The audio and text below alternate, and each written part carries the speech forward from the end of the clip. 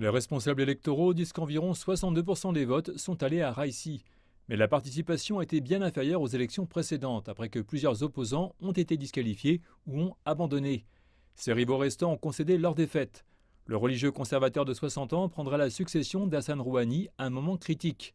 Le pays cherche à sauver un accord nucléaire en lambeaux et à relancer son économie. Les relations à travers le monde seront les mêmes que ces dernières années.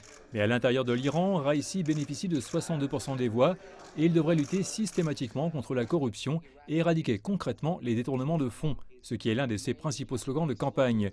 Beaucoup de ceux qui avaient voté pour des présidents tels que Khatami et Rouhani n'ont pas voté cette année en raison de la frustration et de l'absence d'amélioration de l'économie du pays. Pour la majorité des gens, les réformistes, les modérés et les conservateurs n'ont pas d'importance. Ils attendent de la nouvelle administration qu'elle tienne ses promesses et fasse avancer l'économie du pays sur la bonne voie.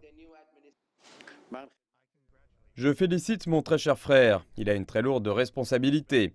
Je n'ai aucun doute sur le fait que les gens soutiendront son gouvernement légitime afin que leurs intérêts puissent être mieux valorisés et concrétisés.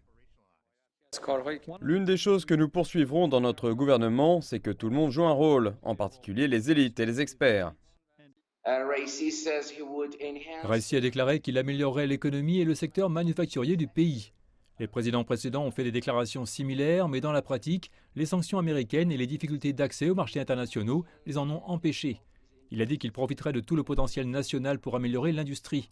Différentes listes ont été publiées pour le nouveau cabinet, mais ce ne sont que des spéculations. Il faudra attendre de voir si le président élu utilisera des réformistes dans son administration.